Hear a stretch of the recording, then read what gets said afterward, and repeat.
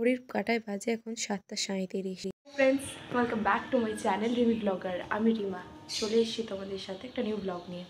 তো সকাল সকাল পুরো রেডি হয়ে গেছি, এখন অঞ্জলি দিতে যাবো, নইলে আরও দেরি হয়ে যাবে। পরে এসে তোমাদের সাথে কথা বলবো। একটা ইয়েলো আর রেড কালারের একটা শাড়ি পরেছি। পরে এসে তোমাদের দেখাবো। আমার প্রচণ্ড পরিমাণ দেরি হয়ে গেছে, নিচে সবাই অপেক্ষা করছে। চলো, আমাদের বাড়ির পরেই একটা বাড়িতে সরস্বতী পুজো হয়, সেখানে অঞ্জলি দিতে এসেছি আমি, আমার 2 ননদ আর আমার পুচকে দেওর, 3 জনে মিলে। চলো অঞ্জলি দিয়ে বাড়ি ফিরে কথা হবে তোমাদের এই সাথে। সবে অঞ্জলি দিয়ে এলাম, 8:15 মতো বাজে। এখন শাড়িটারি ছেড়ে একটু টিফিন খাবো, দেন তোমাদের দাদা ভাই আর আমার একটু বেরোনোর আছে। মানে এখনও কিছু প্ল্যান হয়নি ঠিক মতো, ক্লিয়ারলি দেখা যাক কী হয়।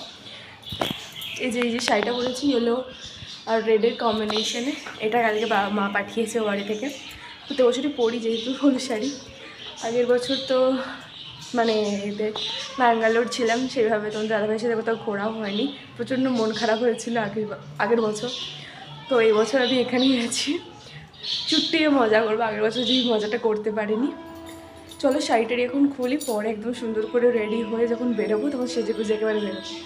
এখন জাস্ট কী বলবো, জাস্ট নাম মাত্র জামা কাপড়, শাড়িটা পরে অঞ্জলি দিই বলে ওই জন্য ঝপঝপ শাড়ি পরে নিয়েছি, এটা ক্যাজুয়ালিভাবে হালকাভাবে, আর সেরকম কিছু সাজিও নি। চলো চুলটা আবার শুকনো করতে হবে, দেন টিফিন খেয়ে তারপর তোমার সাথে কথা বলবো। Friends, welcome back to my channel Rimi blogger. আমি রিমা চলে এসেছি তোমাদের সাথে একটা নিউ ব্লগ নিয়ে। সকালবেলা ইন্ট্রো দেওয়ার একদম টাইমই ছিল না, কারণ ঘুম থেকে মানে আমার ওর কাকার মেয়ে আমাকে ডেকেছে, আমার ননদ। তো সকালবেলা ঘুম থেকে উঠেছি, তাড়াহুড়ো করে সমস্ত কাজ টাজ করে, তো শ্যাম্পু করা বাকি ছিল, মানে বিশাল বড় ব্যাপার। শ্যাম্পু ট্যাম্পু করেছি, তারপরে এসে ঝটপট করে শাড়িটারি যা হোক করে একটা পরে নিয়েছি। পরে নিয়ে সামনেই বাড়ি থেকে জাস্ট মানে পরের বাড়িতে, ওখানে পুজো হয়, তো সমস্ত পুজো টুজো দিয়ে এসে তারপরে একটু আগে তোমার দাদাভাই ঘুমোচ্ছিলো, বলেছিল আমার সাথে উঠবে, বাট ঘুমের একদম শেষ নেই। মানে একদম ঘুমটুম আমি অঞ্জলি দিয়ে আসার পর উঠেছে, ঘুম থেকে উঠে এখন এতে গেছে কী বলে, এখন ফ্রেশ হতে টিফিন খেয়ে এখন উপরে ছাদে গেছে, পায়রাকে খেতে দেবে, দেন নিচে আসবে, এসে তারপরে স্নান টান করে একেবারে রেডি হয়ে তারপর আমরা বেরোবো।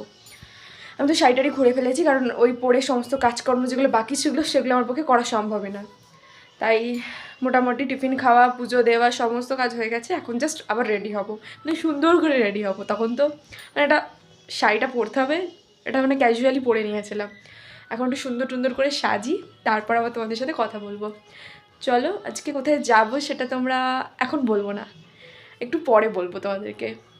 চলো রেডি হয়নি, তোমাদের দাদাভাই এসে বলবে আমার জন্য লেট হয়েছে। নিজে তো লেট করি, তবু আমার নামে দোষ চাপাবে, তাই সেই রিস্কটা আমি আর নিতে চাই না। ঝটপট রেডি হয়নি, চলো। প্রত্যেক বছরই সরস্বতী পুজোতে বাবা আমাকে শাড়ি দেয়, তো মা এই শাড়িটা কালকে আমার জন্য পাঠিয়েছে, তোমাদেরকে এক ঝলক দেখিয়ে দিলাম। চলো ঝটপট রেডি হয়ে তারপর তোমাদের সাথে এসে কথা বলছি, বেশি কথা বললে আবার দেরি হয়ে যাবে এর মধ্যে। আমি পুরোপুরি রেডি হয়ে গেছি, দেখতে পাচ্ছ। কেমন লাগছে অবশ্যই কমেন্ট করে জানিও আমাকে। ফাইনাল লুক সরস্বতী পুজোর, হলুদ আর রেডের কম্বিনেশানে শাড়ি পরেছি, একটু হালকা একটু সেজেছি, বেশি মানে গর্জিয়াসভাবে কিছু সাজেনি। তোমাদের দাদাভাই অ্যাজ ইউজুয়াল যেমন দেরি করে প্রতিবারের মতো, এবারও সেম। এখনও পর্যন্ত এই সবে স্নান করতে গেছে, এখন 11:20 মতো বাজে। স্নান করে আসবে, দেন আমরা রেডি, মানে তোমাদের দাদাভাই রেডি হবে, আমি তো রেডি, দাদাভাই রেডি হবে, তারপরে আমরা বেরোবো। আমি জানি না কখন কী হবে, তোমার দাদাভাই তো লেট করা অভ্যেস। আমি রেডি হয়ে গিয়েও এখনও পর্যন্ত রেডি হতে পারেনি, মানে এটা সেটা কাজকর্ম করছে, তো দেরি হচ্ছে অলরেডি। এই যে একটা রেড আর ইয়েলোর কম্বিনেশনের শাড়িটা, আঁচলটা খোলাই রেখেছি, ভেবেছিলাম পিন আপ করবো, তাহলে খোলাটাই ভালো লাগবে দেখতে। কেমন লাগছে অল ওভার লুকটা অবশ্যই সেটা কমেন্ট করে জানিও। চলো তোমার দাদাভাই আসুক, রেডি হয়ে তারপর বেরোবো যখন, তারপর তোমার সাথে কথা বলবো যদি পারি। তাহলে প্রচণ্ড যদি দেরি হয়ে যায় তাহলে আর কথা বলবো না, কোথায় যাচ্ছি সেখানে গিয়ে আবার তোমাদের সাথে কথা বলবো। তোমাদের দাদাভাই প্রত্যেকবারই বলে যে পাঞ্জাবি পরবো আমি সরস্বতী পুজোর দিন, বাট অ্যাজ ইউজুয়াল পাঞ্জাবি পরে না, শেষ মোমেন্টে এসে বলে আমি জামা পরেই যাব।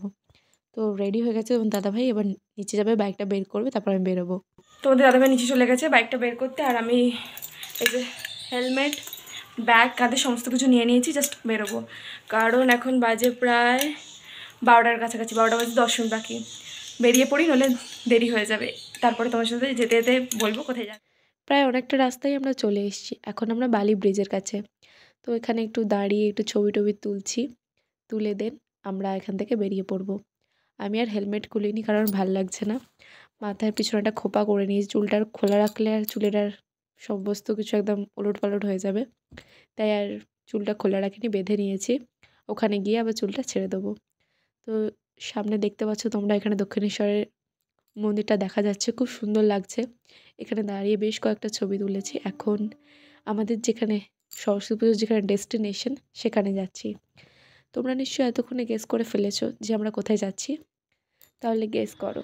যদি তোমরা সেটা বুঝতে পারো অবশ্যই কমেন্ট করে জানিও যে তোমরা কোনটা কী গেস করছো আমরা কোথায় যাচ্ছি। চলো আরেকটু ধৈর্য ধরো, একটু পরেই তোমরা জানতে পেরে যাবে আমরা কোথায় যাচ্ছি। আর সাসপেন্স ক্রিয়েট করে রাখবো না, চলো বলেই দিই। আমরা এসেছি বেলুড় মঠ।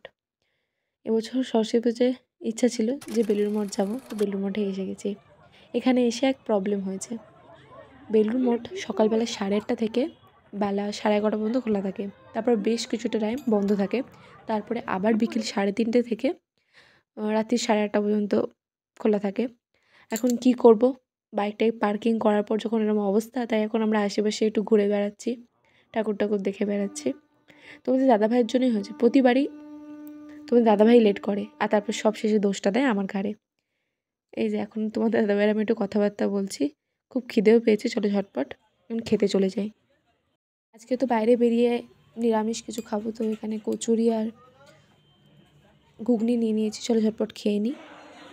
আমরা এখন চলে এসেছি বালি জেটি ঘাটে।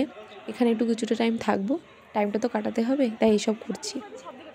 তার মধ্যে একটু চটপটে খেতে ইচ্ছা করলো। তোমার দাদাভাই এখন চিপস কিনেছে, আমাকে দেয়নি, একা একাই খেয়ে নিচ্ছে, তাই জন্য আমার মন খারাপ করছে। তো দাদাভাই প্যাকেটটা হাতে নিয়ে রেখেছে, জানি না আর দেবে কি না।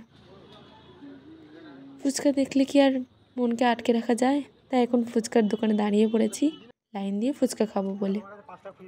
তারপর ফুচকার পর আবার ইচ্ছা করলো একটু আইসক্রিম খেতে, তো দাদাভাইকে একটু বায়না করলাম, আইসক্রিম কিনে দিয়েছে। এখন খেতে খেতে যাচ্ছি।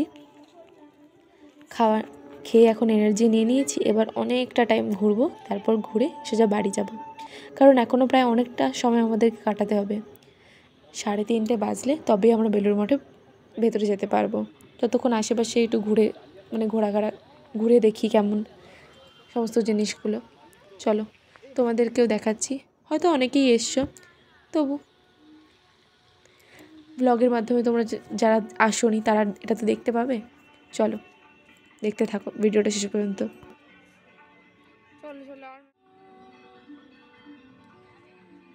সরস্বতী পুজো উপলক্ষে তো বহু মানুষ সব ঘুরতে বেরিয়েছে। তো বেলুড় মঠে প্রচণ্ড পরিমাণে ভিড় হয়েছে, সব জায়গাতেই ভিড় হয়েছে। তো বেলুড় মঠে তো টাইমিংয়ের জন্য মানুষ অপেক্ষা করে আছে কখন 3:30 বাজবে, তারপর সবাই ভিতরে যাবে। দরজা গেট খুলে দিয়েছে। তো সামনে এতগুলো মানুষ ওখানে লাইন দিয়ে দাঁড়িয়ে আছে, সবাই এগিয়ে যাচ্ছে। কিছুটা এগিয়ে যাক, সবাই ভিতরে চলে যাক, তারপরে আমরা ভিতরে যাব। তোমার দাদাভাই ওখানে দাঁড়িয়ে দাঁড়িয়ে ভিডিও করছে। চলো তোমার দাদাভাইকে নিয়ে এবার ভিতরের দিকে যাই। সামনে তো এত লোকজন, সবাই ভিডিও করছে যে এত ভিড় প্রচণ্ড পরিমাণ ভিড় হয়েছে দেখে। জানি না এই ভিড় ঠেলতে ঠেলতে কতক্ষণে গিয়ে ভেতরে ঢুকতে পারবো। চলো এখন জুতোটা রাখবো, দেন তারপর ভিতর দিকে যাব। বেলুড় মঠের ভিতরে নানারকম সবজি টবজি সব চাষ করে রেখেছে, খুব সুন্দর লাগছে দেখতে, সবুজ সবুজ সব জায়গায়। চলো এখন ভিতরে যাই।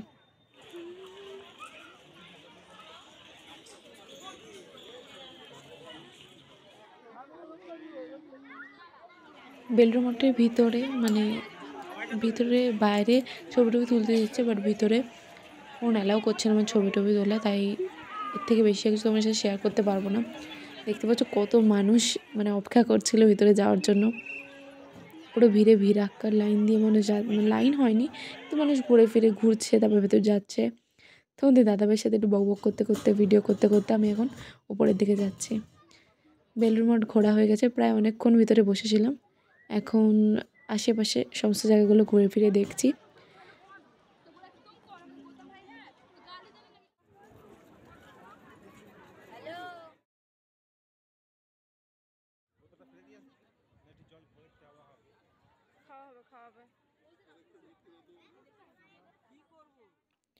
প্রায় বহু বছর পর আমি বেলুড় মঠে এসেছি, বেশ শান্তি লাগছে মনে একটা।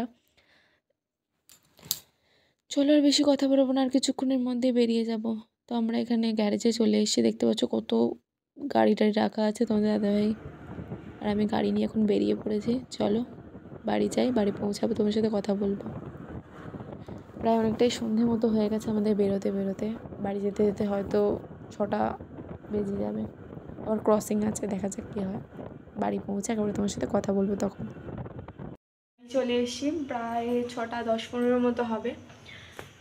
একটু আগে এলাম, এখন চলো ফ্রেশ হই। তো চুল তো একটু খোপড়া হয়ে আছে, চুলগুলোকে ভালো করে আঁচড়াই, একটু রেস্ট নিই, তারপর তোমাদের সাথে কথা বলবো। কিছু কিনেছি ওখান থেকে, সেগুলো তোমাদের সাথে শেয়ার করা আছে। চলো একটু রেস্ট নিয়ে তারপর কথা বলছি।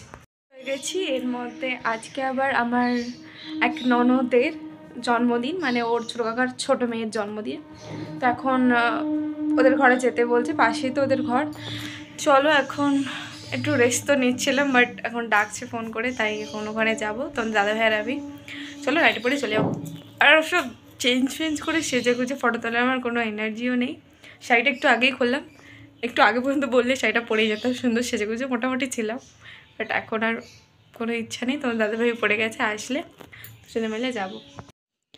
এই যে আমার পুচকি ননদিনী এখন দাঁড়িয়ে দাঁড়িয়ে ছবি তুলছে, আর আমার পুচকে দেওর মনের দুঃখে ছবি তুলে দিচ্ছে না বলে বসে আছে। তো এখানে সমস্ত ডেকোরেশন করেছে ওরা সবাই মিলে। এখন কেক কাটিং হচ্ছে।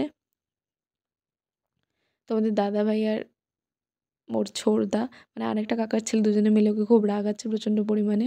কেক কাটার সময় বিরক্তও করছে। চলো কেক কাটিং শেষ হলে আবার নিচে যাব। আমার আর এনার্জি নেই বসে থাকার, আমি চেয়ারে বসে বসে ভিডিও করছি, এমন অবস্থা হয়েছে আমার, মানে ক্লান্ত লাগছে ভীষণ। ভাই এসেছিল একটু আগে, খাবার দিয়ে গেছে, কারণ আমরা তো দুবাই আজকে যেতে পারিনি। রাত্রিবেলা বলছিল মা যেতে, বাট তোমাদের দাদাভাই একটা কাজ আছে, ও বেরিয়ে গেছে। আর ও রাত্রিবেলা খেয়ে ফিরবে, এবার আমি বাড়িতে একা, মানে আর একার জন্য কী রান্না করব, তাই মা আমার জন্য খাবার টাবার পাঠিয়ে দিয়েছে। ভাই এইসবে গেল, এই যে প্যাকেটে খাবার আছে। চলো খুব জোর খিদে পেয়ে গেছে, ঝটপট খেয়ে নিই, তারপর তোমার সাথে কথা বলবো। আর কি কিনেছি সেটাও তোমাদেরকে দেখাবো। এই যে এখানে দুটো বক্স খিচুড়ি, আর এটাতে কি আছে চলো দেখি।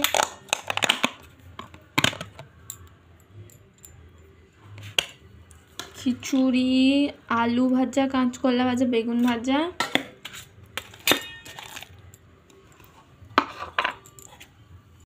খিচুড়ি আছে। চলো ঝটপট খেয়ে নিই, তারপরে তোমার সাথে কথা বলবো। গোপু দাদার জন্য একটা সুন্দর বসার আসন কিনে এনেছি, বেশ ভালো লাগলো ওখানে, যেটা পছন্দ হয়েছিল। এটা কালকে যখন ও বাড়ি যাব তখন মাকে গিয়ে দিয়ে আসবো। আর একটা কিনেছি আমার বাড়ির জন্য। খাওয়া দাওয়া আমার কমপ্লিট হয়ে গেছে, আর আমার এনার্জি নেই যে জিনিসপত্র, মানে সাথে জিনিসপত্রগুলোও গুছিয়ে রাখবো। চলো ঝটপট একটু শুয়ে পড়ি, তোমাদের দাদাভাই যখন আসবে আমাকে ফোন করবে, নিচে গিয়ে দরজাটা খুলে দেবো। আর আজকে এখানে ব্লগটা এন্ড করছি। আজকের ব্লগটা তোমাদের কেমন লাগলো সেটা অবশ্যই কমেন্ট করে জানিও, আর যদি ভালো লাগে অবশ্যই লাইক করো, আর যারা এখনও পর্যন্ত সাবস্ক্রাইব করোনি অবশ্যই সাবস্ক্রাইব করে দিও, আর সবার সাথে খুব খুব খুব শেয়ার করো। চলো আজকের মতো টাটা, গুড নাইট। কালকে আবার তোমাদের সাথে নেক্সট ব্লগ নিয়ে দেখা হবে। বাই। বেলুড় মঠের বেশ কিছু ছবি তোমাদের সাথে শেয়ার করলাম, যেগুলো আমরা ওখানে গিয়ে তুলেছিলাম। তোমরাও কমেন্ট করে জানিও আমাদের দুজনকে কেমন লাগছে।